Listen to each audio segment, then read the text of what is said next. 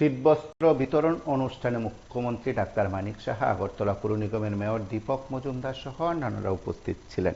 রাজধানীর মহানামব্রত ব্রহ্মচারীর 123তম আবির্ভাব দিবস সেই মহানাম অঙ্গনে অনুষ্ঠিত হচ্ছে এবং সেই মহানাম অঙ্গনে অনুষ্ঠিত হবে সেই আয়োজন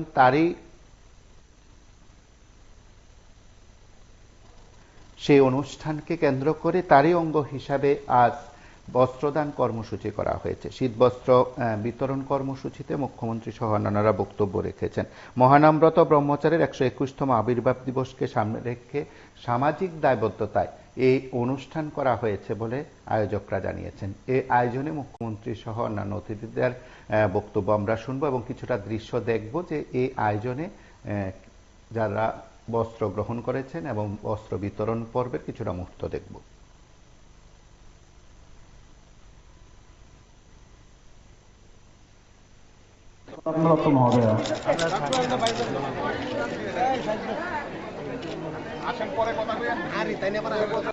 আমাদের পাড়ায় যে তারা সুন্দরী কালী মন্দিরের নির্মাণ কার্য চলছে সেসব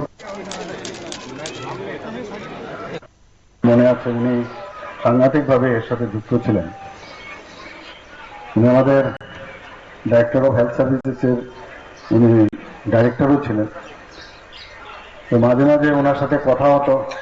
ওনার আত্মীয় স্বজনরাও যারা আমার কাছে আসতেন বা বন্ধুবর্গ অনেকেই ছিলেন, তাদের সাথেও এই আশ্রম সম্পর্কে একটা সম্যক ধারণা আমাদের সবারই ছিল। এবং এই ধরনের যে সেবামূলক কাজ সত্যিই এটা একটা সবসময় একটা দৃষ্টান্ত সমাজের মধ্যে ওনারা স্থাপন করেন।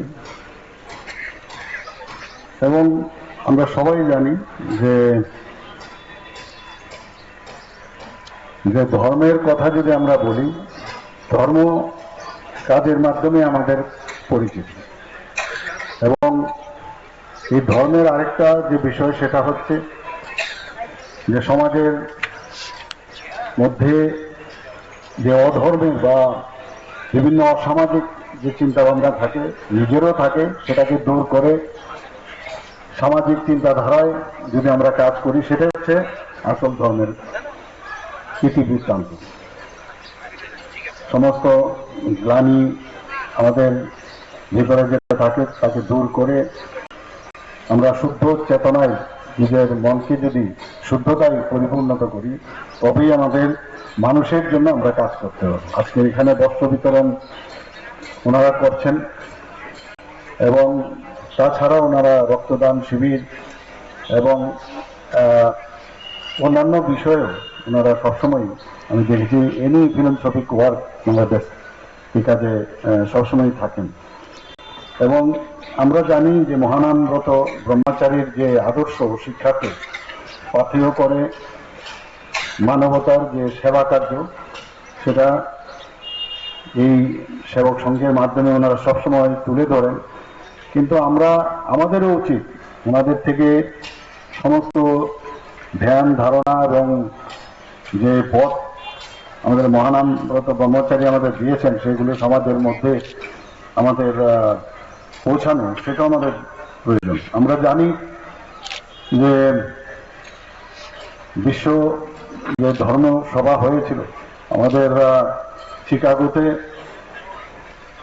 বিবেকানন্দজির পরে দ্বিতীয় ভারতীয় যিনি, উনাকে আমন্ত্রণ করা হয়েছিল এই বিশ্ব যে ধর্ম মহাসভা, সেখানে উনি এত সুন্দরভাবে ওনার বক্তব্য রেখেছিলেন। শুধু তাই নয়, ওনার যে চিন্তাধারা এবং আমাদের সনাতন ধর্মকে নিয়ে উনি বিভিন্ন জায়গায় ওনাকে ডাকা হতো এবং সেখানে ভারতবর্ষকে মানে এমন এক স্তরে উনি আধ্যাত্মিক চেতনার মাধ্যমে সমস্ত পৃথিবীর কাছে উনি তুলে ধরেছেন।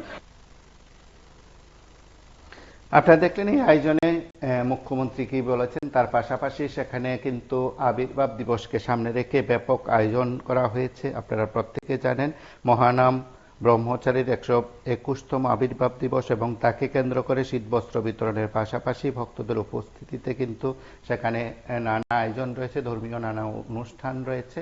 সবকটি অনুষ্ঠানে অগণিত ভক্তদের উপস্থিতি সেখানে কামনা করা হয়েছে। ইতিমধ্যে আজকের এই আয়োজনে ব্যাপক ভক্ত সমাগম হয়েছে, যার দৃশ্য আপনারা দেখেছেন। রাজধানীর কাশারিপট্টি অর্থাৎ পূর্ব আগরতলা থানার পেছনের রাস্তায় সেই মহানাম ব্রত ব্রহ্মচারীর সেই মন্দির রয়েছে, যা মহানাম অঙ্গন হিসাবে খ্যাত।